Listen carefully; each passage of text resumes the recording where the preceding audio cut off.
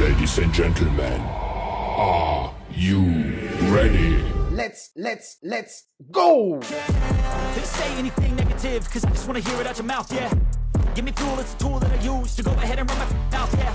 I take shots, I take loss, I make shots, I miss lots. That's how you get big box, you get yachts, you swing lots and pop off a big shot. Hello, bienvenue sur C0 Academy. Aujourd'hui, on va continuer évidemment notre parcours dans la DeFi. J'espère évidemment que tu vas te régaler. C'est la suite évidemment de cette vidéo et également les notions à ne pas louper sur notre première vidéo. Très important bien évidemment. Donc aujourd'hui, qu'est-ce qu'on va s'amuser à faire? On va s'amuser à acheter de la crypto-monnaie directement en DeFi. Donc on va prendre une crypto-monnaie, on va la transformer en une autre crypto-monnaie, ce qui va nous permettre tout simplement d'obtenir les crypto-monnaies qu'on désire. Donc à présent, on a nos 0,05 BNB et qu'est-ce qu'on peut en faire? Eh ben, moi je dis on va aller acheter une crypto-monnaie. Le DEX, oh là, qu'est-ce que ce terme? Exchange décentralisé, donc un exchange en fait qui vous permet d'acheter une crypto à partir d'une autre crypto, mais tout en gardant vos cryptos dans votre wallet. Le plus connu sur la BNB Chain s'appelle PancakeSwap. Tu as également le lien en description. La première chose, c'est évidemment de connecter votre wallet. Je ne vais pas vous redonner les étapes. Vous savez comment vérifier à présent si c'est viable en choisissant évidemment le wallet MetaMask. Et quand la connexion est faite, normalement votre adresse apparaît en haut à droite sur PancakeSwap. Vous allez sur Trade et ensuite Swap. Et là, vous avez une belle page avec un graphe, le BNB. Et par défaut, en bas, il vous met le cake.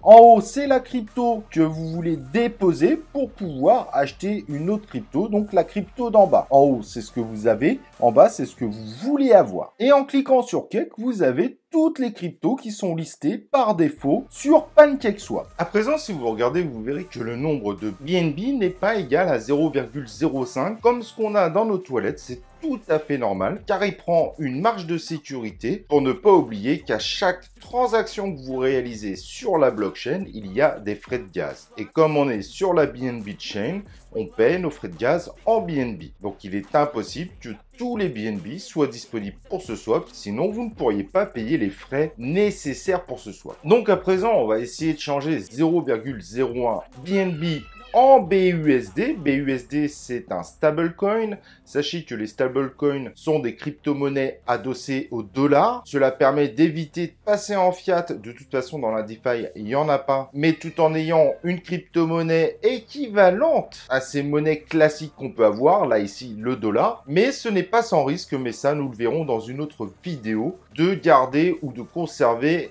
du stablecoin. Passons, c'est pas le sujet aujourd'hui, mais comme ça, vous savez, un BUSD est égal à 1 dollar. Donc là, il me dit tout simplement, au moment où je fais cette vidéo, quand je vais vouloir changer mes 0,01 BNB, en bas, il me montre qu'en échange, j'aurai 3,16 BUSD, donc l'équivalent de 3,16 dollars. Cependant, il y a un petit mot magique très important en bas qui s'appelle le slippage.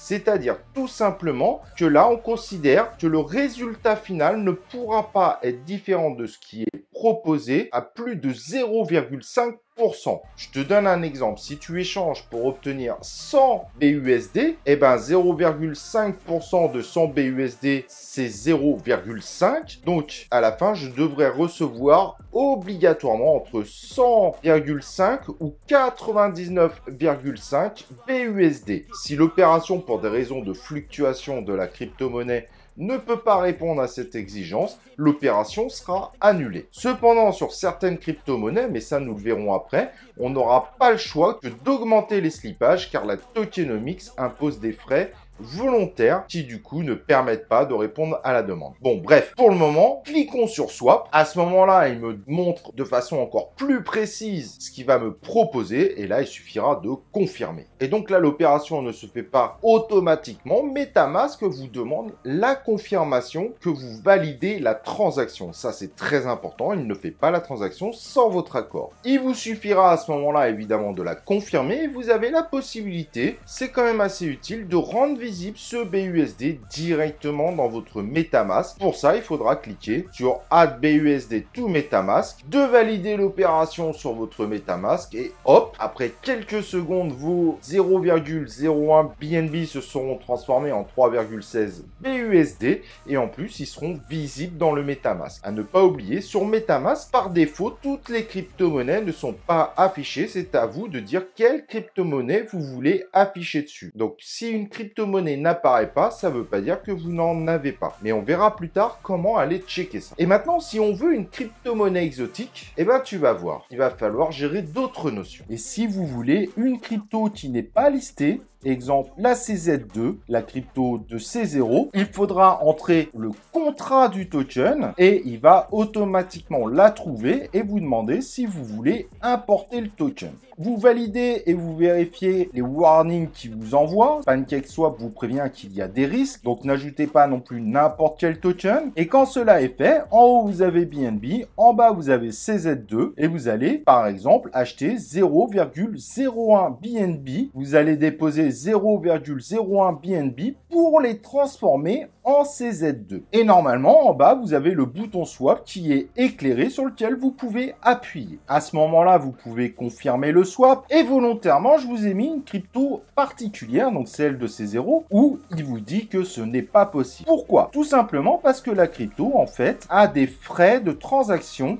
Ce sont des cryptos déflationnistes, mais d'autres qui imposent de changer le slippage. Et par défaut, le slippage sur PancakeSwap est de 0,5%, sachant que la crypto a une taxe de 15% à l'achat, mais c'est une taxe logique puisque c'est déflationniste, donc tous ceux qui ont de la CZ2 bénéficient de cette taxe. Vous cliquez à droite de swap sur l'icône de setup et à ce moment-là, vous mettez 20% de slippage, ce qui permettra de valider la transaction et de prendre en compte cette règle particulière de token. Il y a beaucoup de tokens où le changement de slippage est obligatoire. Sur certains tokens, il n'y a pas de problème, 0,5% passe très bien. Et quand la transaction est terminée, souvent vous avez une notification, et ben vous voyez que votre nombre de BNB a baissé, mais qu'en revanche, vous avez du CZ2. Ici, comme vous pouvez le voir, on a 207 CZ2. Et si vous voulez aller voir directement dans votre wallet, vous cliquez évidemment dans la barre de recherche sur l'icône MetaMask. Et là, en ouvrant, vous voyez bien que vous avez un peu moins de BNB, mais par contre que vous avez du CZ2 et que le token CZ2 est bien visible sur l'outil de gestion de votre wallet. Et petite astuce pour finaliser sur ce tutoriel, il y a un site très intéressant qui s'appelle PooCoin qui va vous permettre tout simplement de visualiser le cours de la crypto-monnaie. Vous mettez CZ2 dans la barre de recherche. S'il y a plusieurs résultats, vous pouvez également écrire le contrat pour être sûr de choisir la bonne crypto-monnaie car certaines crypto-monnaies ont le même nom. Et à ce moment-là, vous avez juste à cliquer sur C0V2 entre parenthèses CZ2 et vous avez le graphe de votre crypto-monnaie. Voilà pour ce tutoriel. Vous avez donc fait vos premiers pas dans la DeFi. Vous êtes capable maintenant d'acheter, de vendre des crypto-monnaies et on verra évidemment la suite dans un prochain tutoriel.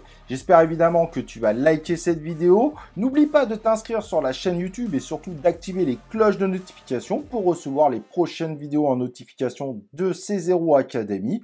Et nous, on se retrouve bien évidemment pour une prochaine vidéo de C0 Academy.